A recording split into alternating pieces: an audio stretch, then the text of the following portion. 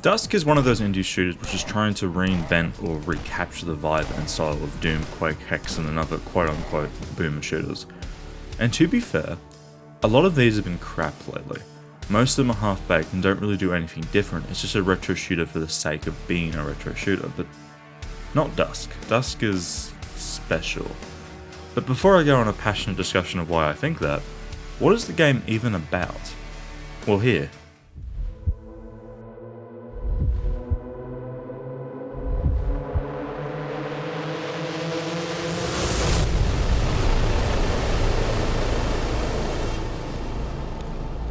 Yep, that's it. That's all you need to know. It's like Doom, I guess, because that's basically what it's building off of. It's here to make gameplay happen, that's it. I appreciate that more than you could ever know.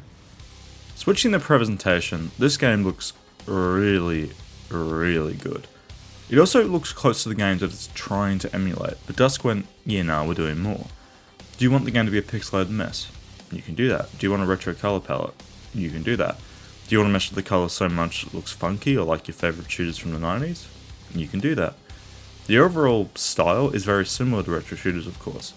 I would say Blood is the closest that I can think of. The spaces you kill stuff in are just very gothic but also industrial. I think that fits in with somewhat with Blood's aesthetic, in my head anyway. Everything looks good, but the beholdenness to retro styling doesn't mean that the game is poorly made for today's standards. We have dynamic lighting and heaps of particle effects. We even have slow-mo sometimes. It still looks old, but it's like someone with actual talent made a game meant to look old, rather than someone who just learnt in Blender making poorly modelled stuff and then passing it off as retro. Let's talk about style now though. Well, the game is very quaint at the start. You're hunting down hillbilly cultists. It's a swamp, a barn, a church. But then it slowly becomes obvious that the cultists are actually talking to something on the other side. It starts out like a countryside horror, but it ends with Cthulhu's second cousin. I mean, the game starts with a literal corn maze with animated scarecrows with shotguns. That's a really good impression, and it only gets better. We start off with everyday normal cultists who are somewhat magical, and then we have the stuff that they summoned or made. We have these weird witch things, dogs, this fucking thing. A lot of the enemies that the cultists are allied with are more like folklore-inspired enemies. We have wendigos and whatnot. It's interesting. It's like everything that hides in the forest teams up so they could like summon the stuff that hides between the fabric of reality. And then we also have a military that is, I would say more akin to Half-Life 1's soldiers than anything else. But they also have like these biotech-enhanced soldiers as well.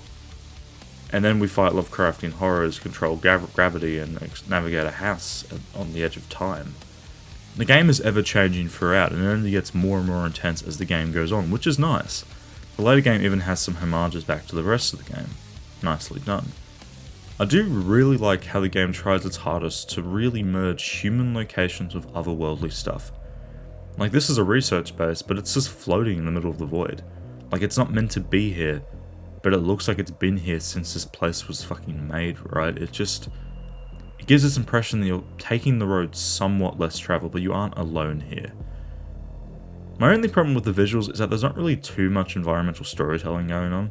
There's a few snippets here and there, some bloody words on a wall or a sign, but it's pretty much absent, which I guess does make sense as the game doesn't really have a narrative to start off with. It has events you can link together, yeah, sure, but like, the evil military guys probably made this experiment, but that's about it. Which is fine, it doesn't need it. But just personally, I would have preferred to have some sort of narrative. Which the game does have, but it's very much just there to bring levels together in a cohesive order, and to explain why bosses are bosses effectively, if that makes sense. And now we can talk about the music, the other side of presentation. It is really impressive. You would think that the game is, just because it's trying so hard to call back to the classics in general, it would all just be vaguely chiptune rock or metal and whatnot.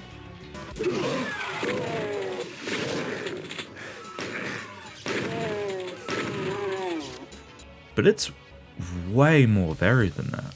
We have tracks that are almost purely atmospheric.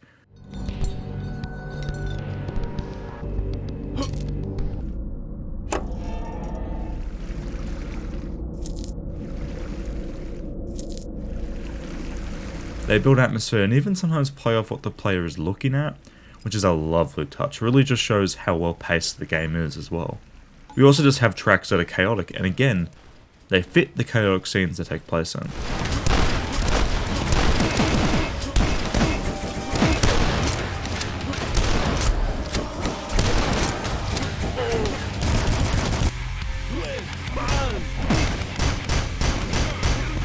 The weird part was, I don't recall a single track repeating, so I did some investigation.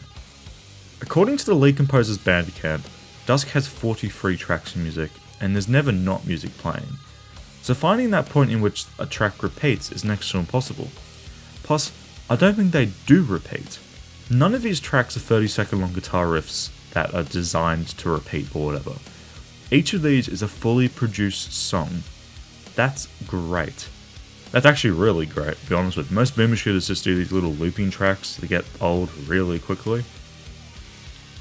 And with 33 levels plus a few secret ones, it's kind of important that each level has its own music, for both combat and for any scripted events that might happen. Each level felt new and exciting, and I think a lot of that was just the music, to be perfectly honest. The whole audio experience is just great. I think the audio design is also just outstanding in a general sense. I mean, take a listen.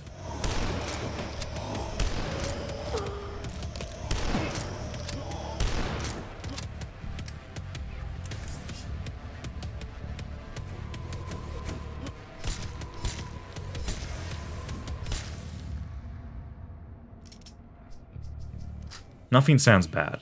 Gun sounds are punchy and impactful. What little voice work is in the game also sounds great. At last. You finally arrived. You shall be my final test. And yeah, we should probably get to the gameplay now. First off, difficulty. There are 5, the easiest being way too easy to ever be enjoyable, and the hardest being a literal one-hit mode. I played the game on normal, and for the most part it was pretty easy, minus some more bullet spongy enemies in the late game. If I ever play through the game again though, I'm doing the one up from normal. Difficulty affects health and damage dealt by enemies, as well as the speed of their projectiles, which is an interesting touch, so difficulty does actually make the game harder as opposed to making you easy to kill. But what are we actually doing in Dusk? Well, Dusk Nukem is trying to figure out what the cult's doing. He does this by talking to them via a new invention, the bullet. The game is your normal twitch shooter affair in a lot of ways. You can strafe jump to gain massive amounts of speed, you can even do a flip in the air. Why? I don't know, but sometimes the urge comes over me and I just have to do it. The thing that really sets Dusk apart though is just the polish on display. This game feels amazing. I love it when you find that rhythm in your jumping and you're not losing a single bit of speed and the enemies are just unable to hit you because you've learnt the patterns of their attacks and you know how to dodge them. The game is just super fun. Plus, for some reason, I don't know why, the game really wants to be an immersive sim. Bear with me here. You can pick up objects, throw them, stack them to get over a gate. You can rocket jump a gate to avoid getting a key. You can smash a window to avoid using a key. The game is very well designed in the sense that it doesn't put a lock on its mechanics. There's hardly any invisible walls or nah, you can't do that moments in Dusk. It's really nice to just be able to think something up and do it. Which I suppose is what the devs did when they made these levels, because some of them are great. And some of them are just utterly confusing at times. But to be fair, I have reasonably bad eyesight, so maybe I just missed this door. But how could I have missed this? Yeah, some of the levels literally change around you, and it is the coolest shit. It reminds you of the original Prey quite a lot, a game that maybe I should check out on the channel. Anyway, what's combat like? It's great. I like how you can press R to reload. Wait, that's not a reload. That's my gun spin. Oh my god, you can kill people with it. Cool. This game is a twitch shooter. You don't get to reload or aim down sights or take cover. This game is fast, you have to be faster. The locales in which you'll be killing cult members who could fuel his childhood pets vary greatly, as I've mentioned. You fight in either a corridor or a big open arena. The corridors play more like a slow-paced tactical shooter, which I know is a bit weird, but that's kind of how I played it, and probably how you'll play it as well. But the open arenas play more like an arena shooter. You can even pick up power-ups, turn the game to super hot, or even make your weapons fire really quick. Which stacks, by the way. But I mean, there's not really much more to say. Like, so I guess I can nitpick now. Well, my biggest problem with the game is the weapon selection. Like, when you think of Half-Life, what do you think of? Probably the gravity gun or the tower cannon, right? For Doom, the super shotgun. DUSK, the crossbow, I guess? It's the only unique weapon in the whole game, but it's such a safe addition. It's just a railgun though. Like, it fires bolts instead of little metal balls, but it goes through walls and through enemies anyway. Like, I don't know, are the weapons good? Yes. But I wish we could just see more variety and experimental stuff. Like, we're talking about Lovecraft here, so why not give me a Lovecraft gun or something? But honestly, it's not that bad anyway. I never thought to myself, God, I am sick of these weapons. But the inclusion of 2 explosive weapons, for example, is a little weird. A grenade launcher and a rocket launcher. We only really need 1. I did like how you could deflect projectiles back at enemies with the sword, but again, it's kind of safe.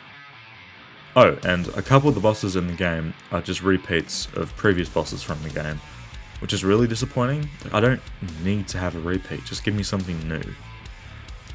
And a little aside here on pacing, before I talk about my overall thoughts. A weird thing that happens in this game is there's no gradual unlock of weapons or really anything. You can find all the weapons on the first level, which is strange. This basically means we have the same weapons with different enemies. Just basically every chapter, same weapons, different enemies, basically. I would have just liked to have slowly unlocked more weapons, but considering the biggest issue of my game is just a lack of cool, exciting weapons, that's barely a problem. And that brings me to the conclusion. This game is an easy recommendation for me. This game is just quality. I think that it's asking for us a 29 Australian might be a little bit steep for what the game offers, which is a 4 to 6 hour campaign, an endless mode, and a scarcely underused versus mode. I don't think that's worth $29. But the thing is, if you're someone who enjoys trying to find all the secrets in games, or beating the game through on every difficulty for example, this will probably work for you. But for everyone else, the game does frequently go on sale, and it can be had with other games in a bundle on Steam. And those games are also pretty good. New Blood Interactive just makes games that pay homage to genre games. They even have a Thief homage in the works, and I like supporting people like this. They make cool games that do interesting things. So, why not buy DUSK? But that's all for me. Next time we check out something a little bit, I don't know, quirky? So like, comment, and subscribe for that. And ring that little bell if you want. If you don't, fair enough. I can't reach out through the screen and choke you, so it's fine. Yeah. Thanks for watching, everyone.